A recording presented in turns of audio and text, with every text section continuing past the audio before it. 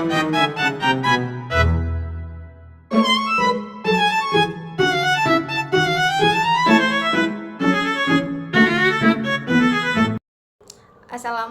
warahmatullahi wabarakatuh.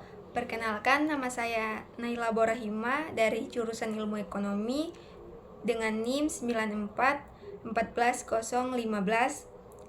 Video ini saya buat untuk memenuhi tugas ekonometrika. Baik, sebelumnya saya akan menjelaskan dulu apa itu multikolinearitas, penyebab dari multikolinearitas, dan dampaknya.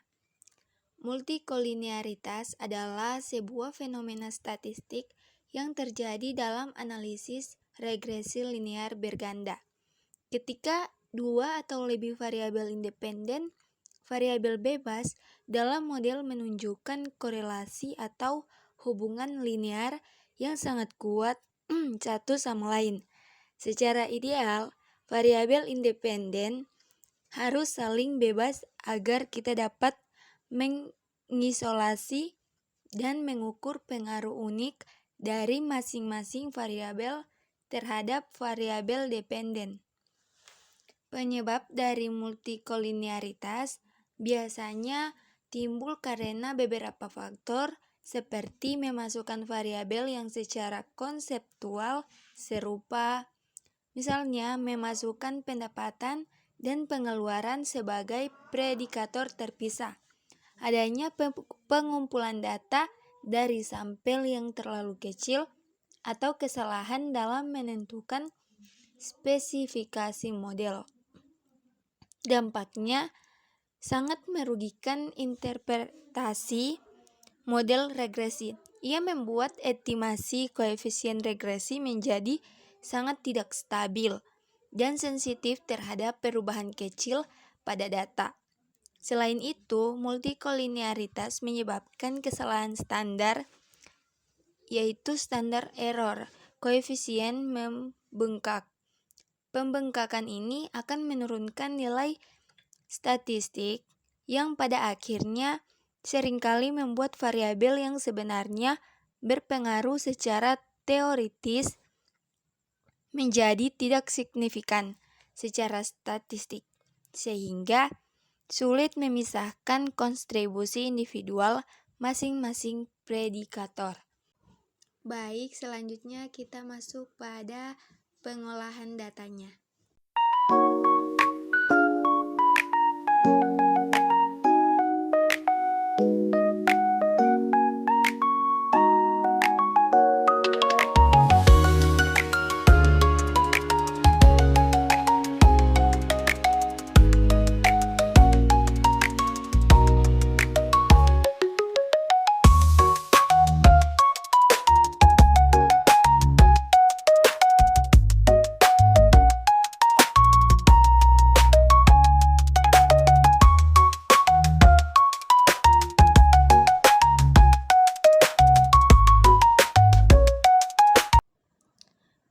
Jadi ini hasil uji dari interpretasinya berdasarkan hasil analisis regresi linear berganda. Pada tabel koefisien ini dapat diketahui bahwa variabel rata-rata lama sekolah, angka partisipasi murni, dan tingkat pengangguran terbuka memiliki arah hubungan yang negatif terhadap pertumbuhan ekonomi.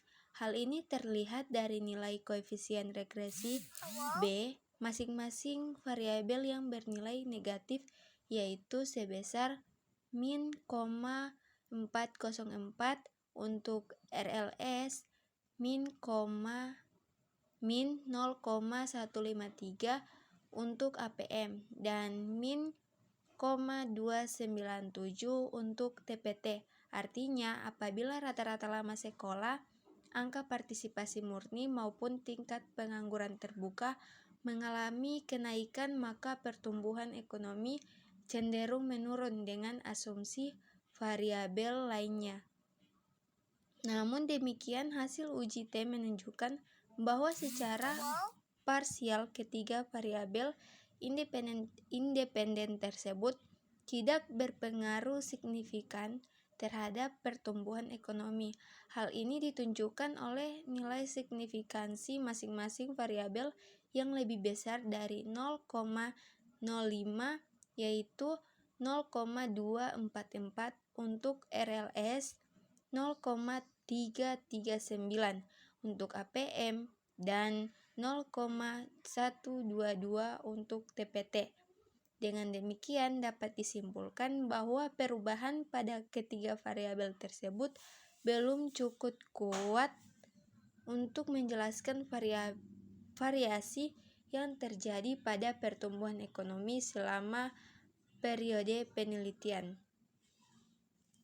Dari nilai standar koefisien terlihat bahwa variabel tingkat pengangguran terbuka memiliki nilai beta terbesar secara absolut, yaitu min 0,507, diikuti oleh rata-rata lama sekolah ialah min 0,468 dan angka partisipasi murni yaitu min 0,431. Hal ini menunjukkan bahwa secara relatif pengaruh negatif tingkat pengangguran terbuka terhadap pertumbuhan ekonomi lebih besar dibandingkan dua variabel lainnya, meskipun pengaruhnya tetap tidak signifikan secara statistik.